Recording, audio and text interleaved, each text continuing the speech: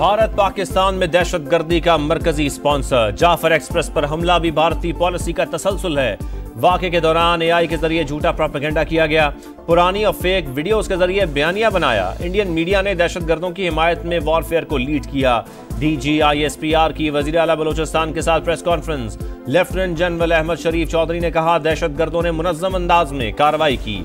मुसाफिरों को यरगमाल बनाने वाले अफगानिस्तान में अपने हैंडलर से राबते में थे। गैर मुल्की हथियार भी इस्तेमाल हुए। दहशतगर्दी के खात्मे के लिए नेशनल एक्शन प्लान पर अमल नागुज़ीर। तमाम स्टेक होल्डर्स को किरदार अदा करना होगा।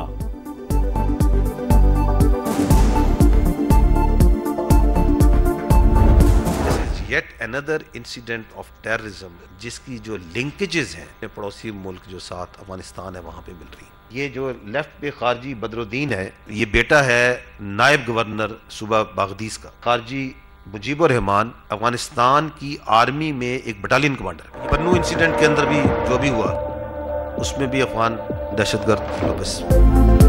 पाकिस्तान में दहशतगर्दी के लिए अफगान सरजमीन इस्तेमाल हो रही है। पड़ोसी मुल्क में दहशतगर्दों की पनागाहें मौजूद हैं। वहां मकामी और बैनुल अक़वामी दहशतगर्दों को महफूज ठिकाने और असलहा भी मिल रहा है। DGISPR कहते हैं, जाफर एक्सप्रेस पर हमले के ताने बाने अफगानिस्तान से मिलते हैं। बनू हमले में भी अफगान दहशतगर्द ही मुलव्विस थे। अफगान नायब गवर्नर का बेटा भी पाकिस्तान में दहशतगर्दी में मुलव्विस रहा।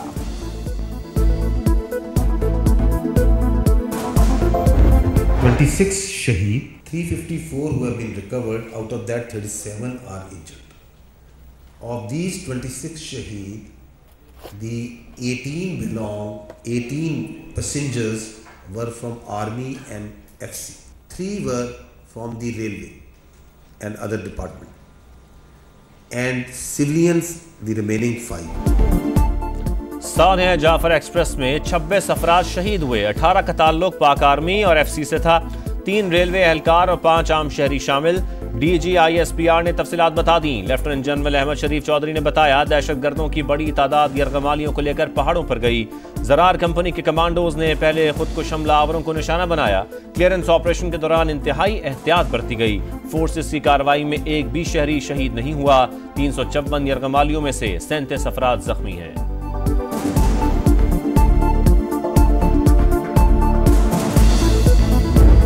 नाराज बलोच, ये कौन सी नाराजगी है? जितने भी ये बलोच सेपरेटिस्ट ग्रुप्स अपने आप को बड़े लिबरल कहते हैं, बट वहां बलोचिस्तान में they are in hand and gloves with these खवारिज। इन सब की मैं कहता हूं ना कि नानी एक है तो वो रॉ है। रॉ दहशतगर्दों की नानी है। बदअमनी फैलाने वालों का ताल्लुक बलोचिस्तान की महरूमी से नहीं, पाकिस्तान में हमले अफगान सरजमीन से हो रहे हैं। दुनिया समझ ले, ये इसके लिए बहुत बड़ा खतरा है। वजीर आला बलोचिस्तान सरफराज भुट्टी कहते हैं, लिबरल और मजहबी इंतहा पसंदों को एक ही जगह से फंडिंग हो रही है। अफगानिस्तान में BLA वालों के कार्ड भी बने हुए हैं। दहशतगर्दों से आहिनी हाथों से निपटने का फैसला कर लिया। पाक फौज की कामयाबियां लायके तहसीन हैं।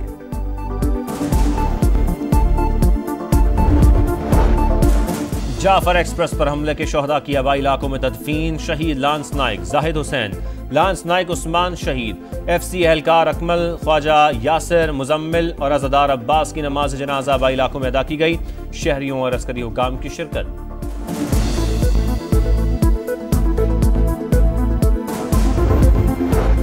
शिद्दत पसंदी के खिलाफ इत्तेहाद नागुज़ीर। डटकर दहशतगर्दी का मुकाबला करेंगे तो ही कामयाब होंगे। बिलावल भुट्टो का जाफर एक्सप्रेस पर हमला करने वालों के खिलाफ कामयाब ऑपरेशन पर फोर्सेस को खराज तहसीन। करियर पोर्टल लॉन्चिंग तकरीब से खिताब में PP चेयरमैन ने कहा कि नहरों के मामले पर तमाम सियासी जमातों ने वाज़ेह मौक़िफ़ इख्तियार किया। अवाम को रोजगार के मौके फराहम करेंगे। रिलीफ के लिए वफाक का साथ देंगे।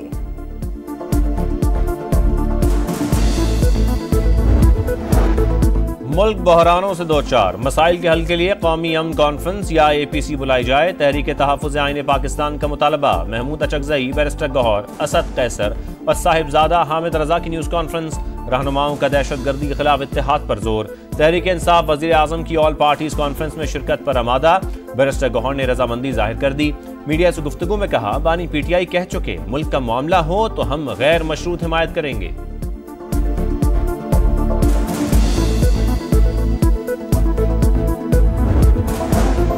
IMF का $1 अरब की अगली किस्त के लिए ग्रीन सिग्नल। पाकिस्तान को क्लाइमेट फाइनेंसिंग के लिए भी $1 अरब मिलने का इम्कान। मालियाती इदारा पहली छमाही की मुआशी कारकर्दगी से मुतमईन।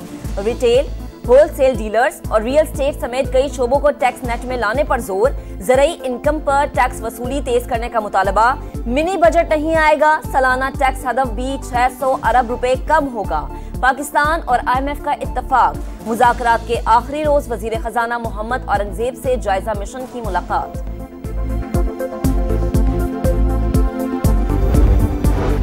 चीनी का मसनूई बहरान पैदा करने वालों को कानून के शिकंजे में लाया जाए। वज़ीर आज़म का कीमतों में मुसलसल इजाफे पर नोटिस। किल्लत पैदा करने और नाजायज मुनाफाखोरों के खिलाफ सख्त एक्शन की हिदायत। जायजा इजलास से खिताब में शहबाज शरीफ ने कहा, मुल्क में चीनी के वाफिर ज़खायर मौजूद हैं, अवाम को माफिया के रहमो करम पर नहीं छोड़ेंगे। वज़ीर आज़म से कारोबारी शख्सियात के वफ्द की मुलाकात। इक्तिसादी पॉलिसियों की तारीफ।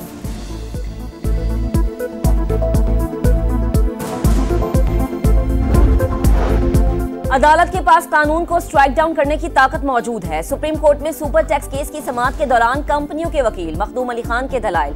ये मिनी बिल है या नहीं, क्या इस पर पार्लियामेंट में कोई बहस हुई? जस्टिस मोहम्मद अली मजहर का इस्तफसार। अगर अरकान पार्लियामेंट कहेंगे तो इस पर बहस होनी चाहिए तो स्पीकर करवा सकते हैं। मखदूम अली खान का जवाब।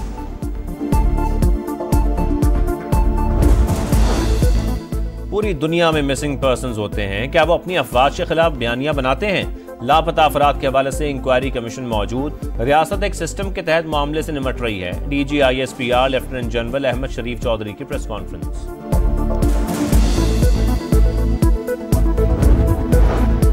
सिंध हुकूमत ने public private career portal launch कर दिया। नौकरियां देने और तलाश करने वाले खुद को रजिस्टर्ड कर सकेंगे। मौके और टैलेंट को इकट्ठा करेंगे तो रोजगार की फराहमी में आसानी होगी।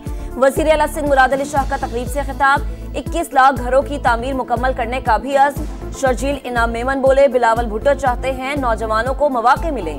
सिंध हुकूमत सबसे बड़ी हाउसिंग स्कीम पर काम कर रही है, लोगों को मुफ्त घर बनाकर दे रहे हैं।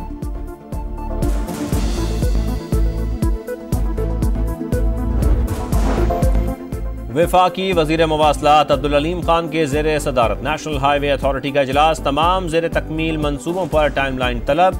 रत्तोडेरो से शिकारपुर और जामशोरो सेवन हाईवे समेत अहम मंसूबे 30 जून तक मुकम्मल करने की हिदायत। अब्दुल अलीम खान ने कहा, सिर्फ अहल अफसरान ओहदों पर रहेंगे, गैर जरूरी इल्तवा में मुलव्वस कॉन्ट्रैक्टर्स को ब्लैकलिस्ट किया जाएगा। ब्रीफिंग में बताया गया, वफाकी वजीर की हिदायत पर अमल से सिर्फ एक मंसूबे पर 13.5 अरब रुपए की बचत हुई।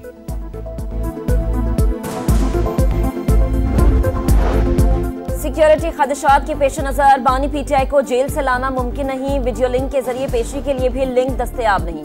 एडवोकेट जनरल का इस्लामाबाद हाई कोर्ट में बयान। अदालत की सुप्रिंटेंडेंट अडयाला जेल और IG इस्लामाबाद को बयान हल्फी जमा कराने की हिदायत। लॉ क्लर्क को जेल भिजवाने के लिए कमीशन मुकर्रर कर दिया।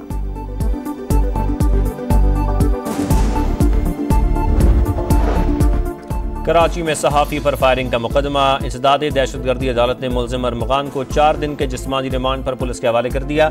सहाफ़ी पर नवंबर 2024 को बहादुराबाद थाने की हदूद में फायरिंग की गई थी।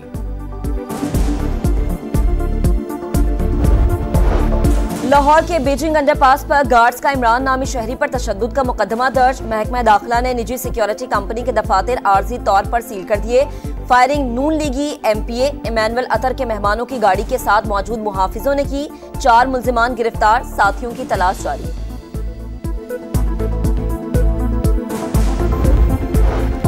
मानसहरा में पुलिस की कार्रवाई। तालिबात की गैर अखलाकी वीडियो बनाकर ब्लैकमेल करने वाला टीचर गिरफ्तार। मुल्जिम 2 बरस से मकरू फेल में मसरूफ था। लैपटॉप और मोबाइल बरामद कर लिया गया। तफ्तीश के लिए कमेटी कायम। सऊदी वली अहद का रूसी सदर से टेलीफोनिक रबता। यूक्रेन से अमन मुज़ाकरात पर बातचीत। मोहम्मद बिन सलमान का सियासी हल तलाश करने पर जोर। सदर पुतिन ने अमन अमल के लिए सऊदी अरब की कोशिशों को सराहा।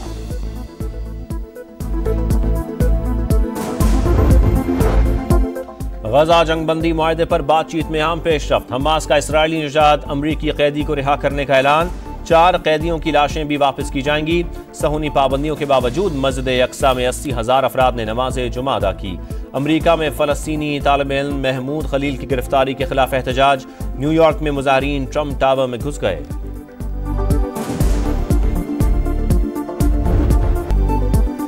शाहीनों का नया मार्का कीवी से टाकरा। न्यूजीलैंड में ग्रीन शर्ट्स का पहला ट्रेनिंग सेशन। बैटिंग और बॉलिंग की भरपूर practice.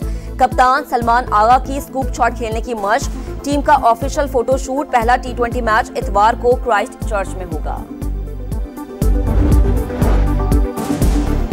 Special olympics world winter games में पाकिस्तान का तीसरा gold medal. 100 metre snow shoeing में आफाक खान ने मैदान मार लिया। इटली में जारी मुकाबलों में पाकिस्तान के 10 एथलीट शरीक हैं। 2022 के बाद पहली बार मुकम्मल चांद ग्रहण। लॉस एंजलिस में ब्लड मून का नजारा। लंदन में भी जुज़वी चांद ग्रहण। दरियाए टेम्स में कश्तियों पर सवार अफराद महसूस हुए। कोलंबिया में शहरियों का दूरबीनों का इस्तेमाल।